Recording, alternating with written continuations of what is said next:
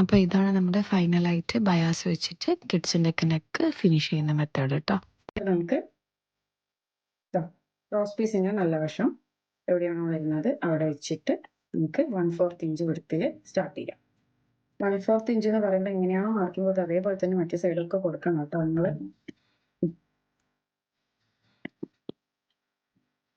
ഞാനിവിടെ മെഷീൻ്റെ ഇവിടെ കാണുന്ന ഈ ഒരു ലൈന് മാച്ച് ചെയ്തിട്ടാണ് സ്റ്റിച്ച് ചെയ്യുന്നത്. അപ്പോൾ ഒരേ ഡിസ്റ്റൻസ് വന്നോളൂ.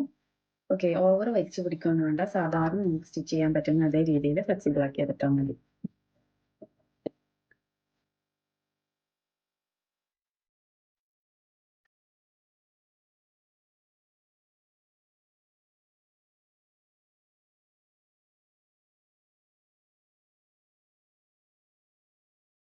ഒന്ന് മടക്കിയിട്ട് സ്റ്റിച്ച് ചെയ്യാം.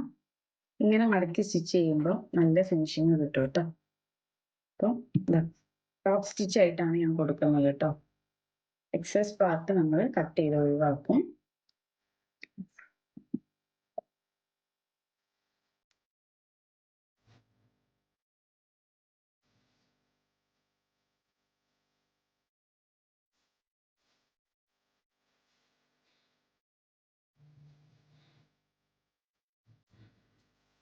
ഇനി നിങ്ങൾ ചെയ്യേണ്ടത് കുറച്ച് ബാക്കി വെച്ചിട്ട് ഇവിടെ കട്ട് ചെയ്യാം. ഇവിടെയും കുറച്ച് ബാക്കി വെച്ചിട്ട് കട്ട് ചെയ്യാം. പോരാതെ ഇത് തുറന്ന് പിടിച്ചിട്ട് ഇവിടെ വന്നിട്ട് എക്സസ് ആയിട്ടുള്ള ഫാബ്രിക് ഉണ്ടല്ലോ, അത് ചിലർക്ക് ഞാൻ ഇപ്പോൾ 1 ഇഞ്ച് എടുത്തോണ്ട് അധികമില്ല, 1.5 ഒക്കെ എടുത്തവരാണെങ്കിൽ അത്യാവശ്യം ഉണ്ടാവും. അത് നിങ്ങൾ കട്ട് ചെയ്ത് ഒഴിവാക്കുക.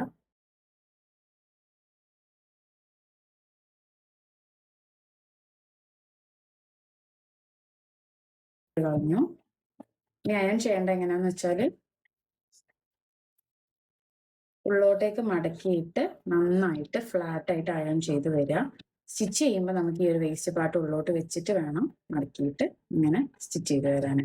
ഓക്കെ, സ്റ്റിച്ച് ചെയ്യുന്നതിന് മുന്നേ എന്ത് ചെയ്യുക, പറ്റുവാണെങ്കിൽ നിങ്ങൾ ഗമ്മ് വെച്ചിട്ട് നന്നായിട്ടൊന്ന് അയൺ ചെയ്ത് പിടിപ്പിച്ചാലും മതി. അപ്പം നന്നായിട്ട് ഉള്ളോട്ട് ഫ്ലാറ്റ് ആയിട്ട് കിട്ടും. അപ്പോൾ കിഡ്സിനൊക്കെ നല്ല കംഫർട്ടബിൾ ആയിട്ട് വെയർ ചെയ്യാനും പറ്റും.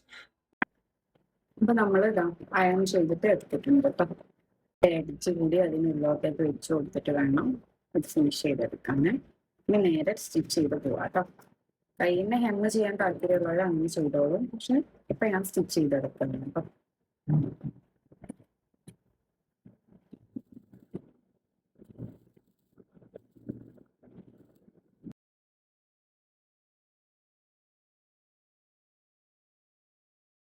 അപ്പോൾ ഇതാണ് നമ്മുടെ ഫൈനലായിട്ട് ബയാസ് വെച്ചിട്ട് കിഡ്സിൻ്റെ ഒക്കെ നെക്ക് ഫിനിഷ് ചെയ്യുന്ന മെത്തേഡ് കേട്ടോ.